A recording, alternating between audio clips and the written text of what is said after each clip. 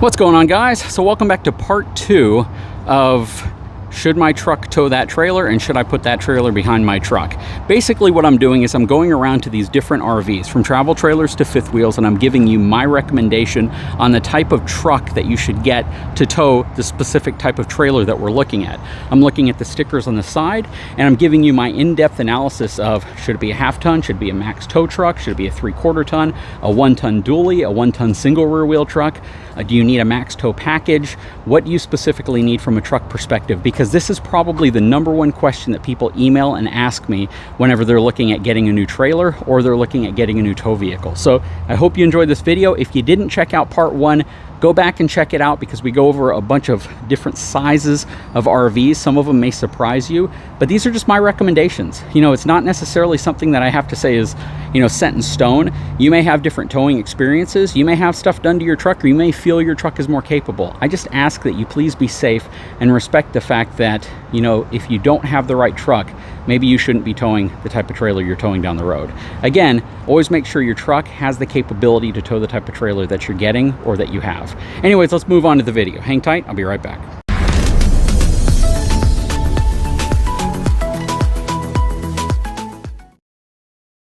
Okay, we're gonna kick this second half off with this Keystone Outback travel trailer. This is an extremely long travel trailer. This thing is gonna be pushing close to 35 feet long.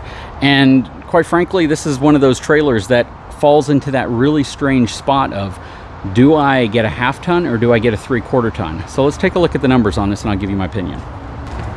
Okay, so this is gonna have a gross vehicle weight rating of 10,500 pounds. It's gonna be a dry weight of 8,640 pounds and a cargo capacity of 1,800 pounds. In my opinion, this falls smack dab into 3/4 ton up towing. I would not put this behind a half-ton truck ever. The length of this thing alone would make it just a really stressful towing experience. And I know, again, there's a lot of folks out there who have this affinity for half-ton trucks, and they believe that they're capable of doing everything. And I believe that they are the Swiss Army knife of trucks, but not for towing something like this. It's just too much weight. It's too much weight that's gonna be resting on the back bumper of, or the back hitch of your truck. It's too much length, too much height. It's just not gonna be a pleasant towing experience. You're gonna be stressed out. Maybe not if you're going on a short trip just a few miles down the road where you're not gonna encounter heavy traffic, having to switch across interstate lanes or take exit ramps, things like that, or have to maneuver and do turnarounds.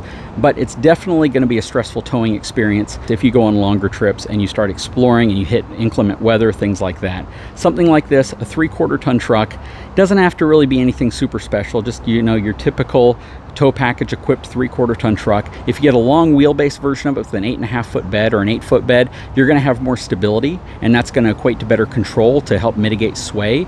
And it's also going to just overall give you a better towing experience, just because it's less leverage that the trailer is going to impact upon the truck. So things to think about, you know, long wheelbase trucks tow better than short wheelbase trucks, and that's, you know, something just to be aware of. Heavier trucks, more powerful trucks pull better than lighter trucks, and they're not as impacted as much by the trailer.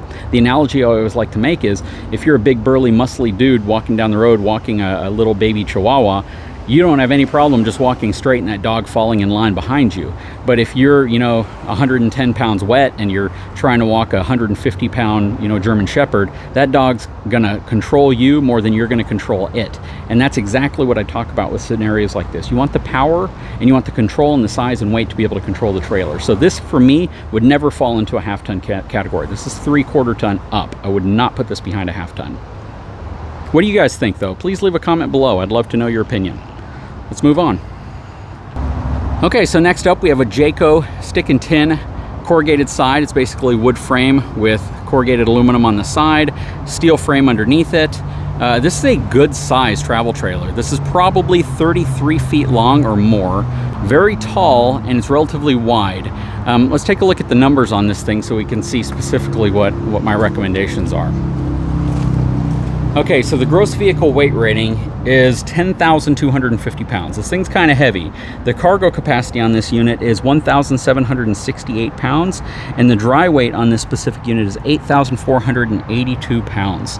So when you combine all of that together and you want the perfect tow vehicle, 3/4 ton. It doesn't have to be like a max tow package 3/4 ton, but I would definitely recommend a 3/4 ton. If you get it with the max tow capability, that would be ideal. It's made to handle this type of trailer better. A long wheelbase truck would be even better. So having a long wheelbase truck, 3/4 ton, with at least maybe 2,400 pounds worth of cargo capacity would be ideal for something like this. I think that would be a good setup. And a long wheelbase, again, because the leverage a trailer can put on the back of your vehicle, especially when you get into winds, a longer wheelbase truck is going to spread that out more, and it's going to prevent that leverage from impacting the truck as much. So that's the reason why I recommend a longer truck. Now, if you have a short bed 3/4 ton truck, you're probably fine. You probably won't have any issue at all. But when I say ideally, the very best towing scenario for something like this, especially with the slide outs, the length, the height, the weight of this thing, I would recommend a 3/4 ton long wheelbase or a long bed truck. And it doesn't have to be max tow package, but as long as you have at least, 2,300 pounds worth of cargo capacity, you're going to be fine, because all your new 3/4 tons are going to be well over 10,000, 15,000 pounds worth of towing capacity. So that's my recommendation here. But again, what are your thoughts? Next up, this JCO Eagle. So this is also another mid-bunk, but this is a mid-profile unit from JCO. These units have gotten heavier and heavier and heavier over the years because they're starting to really add a lot of content and structure to these to make them compete more in a upper luxury range. But this has 4 slide outs on it. It's a relatively tall unit, even though it's mid-profile, and it's a really nice unit. It's got a lot of stuff. Let's take a look at the numbers. This thing's about 42.5, 43 feet long. This has a gross vehicle weight rating of 15,200 pounds. So this is going to be kind of like the average of what a lot of people look like when they get their first fifth wheel. Cargo capacity of 2,168 pounds. Again, very typical of this size and weight of fifth wheel. Again, roughly 42, 43 feet long. My opinion for something like this would be a 1-ton single rear wheel truck. You want at least 4,000 pounds worth of cargo capacity to be able to handle the pin weight, which is going to be upwards of about 2,500 pounds or more. So again, you want to have the cargo capacity. Towing capacity, any of your modern 1-ton trucks are going to have the towing capacity to be able to tow something like this. I believe even most of your gas trucks are going to be up to like 15,500, 16,000. But with something like this, either you're going to want a really new gas truck, which goes up to like 18, 19, 20,000 pounds tow capacity, or you're going to want a diesel truck back to like 2011 that can support well over 15,000, 16,000 pounds worth of towing capacity. You're going to want to pay attention to that payload capacity though, because the heavier these get, the more weight it's going to apply towards the back of your truck. So for something like this, I would definitely say you could get away with a 1-ton single rear wheel truck, or even a 3/4 ton modern truck that has the higher gross vehicle weight rating and the higher cargo capacity. Some of them go upwards of 4,000 pounds in a diesel configuration, and that would even work for something like this. I would definitely recommend a long wheelbase truck to help accommodate turning a little better. If you don't do that, you're probably gonna have to deal with a slider hitch or something like that just to help accommodate if you need to maneuver this in a tighter space. But yeah, 3/4 ton long wheelbase truck, 1-ton single rear wheel long base truck. If it's a 3/4 ton, just make sure it has the higher payload package on it. All right, what are your thoughts? Leave a comment, please. Next up is this Ibex. So this Ibex is not going to be crazy long. The overall length on it is 25 feet long, has a dry weight of 4,699 pounds, but it's got a cargo capacity of 2,775 pounds. Tandem axles, has a large slide out on this side. Again, the overall length of this unit is 25 feet. So this is a great example of what people who typically have a half-ton truck would look at if they're trying to use their half-ton truck to tow an RV. And in my opinion, this is half-ton towable, but there's a caveat here. So the gross vehicle weight rating of this trailer is 7,512 pounds, and it's got 2,775 pounds worth of cargo capacity, which means it has like 600 pounds more cargo capacity than this fifth wheel right here. Are you ever going to load this up with almost 2.5 tons of cargo? Probably not. More realistically, I think most people might put maybe 1,000 pounds worth of cargo on here, which would bring your total weight to 5,699, 5,700 pounds, which is kind of at that mid-upper limit that I recommend for half-ton pickup trucks if you have a max tow package with a heavier payload option. And when I say heavier payload option, with something like this, you're going to want that sticker on the side of your half-ton truck to read 1,700, 1,800, 1,900 pounds worth of cargo capacity. A lot of half-ton trucks fit into that grouping of trucks, and that's what you're really going to want to make sure that you have the cargo capacity necessary to handle the weight of something like this.